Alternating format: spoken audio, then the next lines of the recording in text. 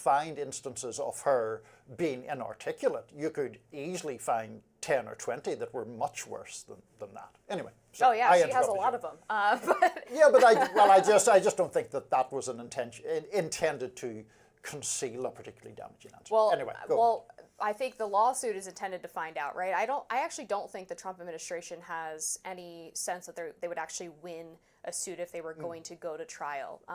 This isn't even really a defamation case. This is a news distortion case, which is pretty difficult to prove in and of itself. CBS, of course, has a broadcast license, which the FCC is also looking into.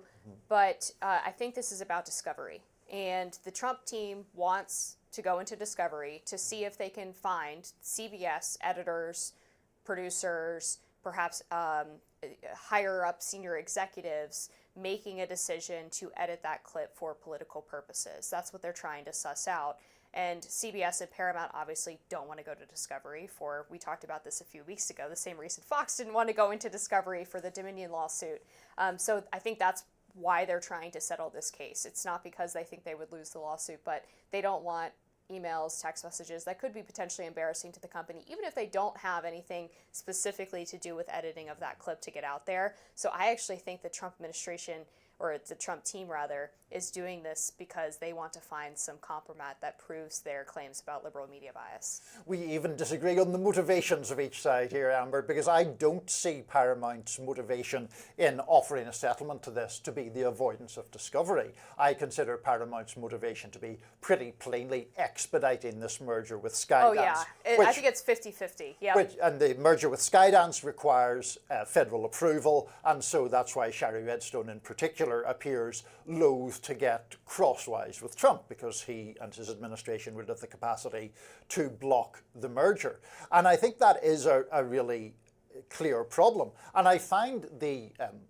legal, or the threat of suing from the Free Speech or Freedom of the Press organization that we quoted, I do think that's really interesting, because their argument is, in essence, that if Paramount paid 15 million or 25 million to settle this case, which in my view, that organization rightly sees as a baseless claim on Trump's part, that it would in effect amount to de facto bribery, because it would be paying Trump off to not block a merger.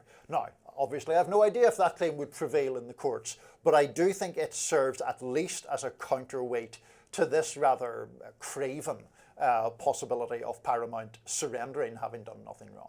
I thought the ABC lawsuit against George Stephanopoulos was an obviously stronger case for the Trump team, because they had George Stephanopoulos saying on air that Trump had been found liable for rape, which was, I mean, I guess at best you could argue the judge sort of post-decision made a claim like that, but it wasn't what was actually found through the judgment.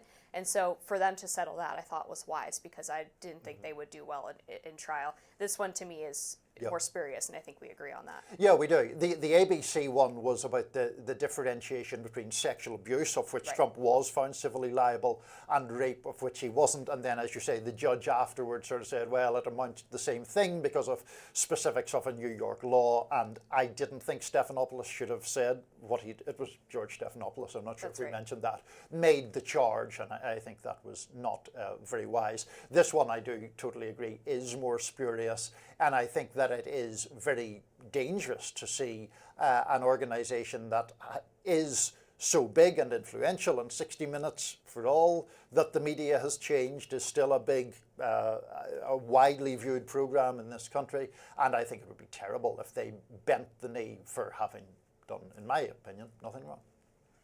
We shall see.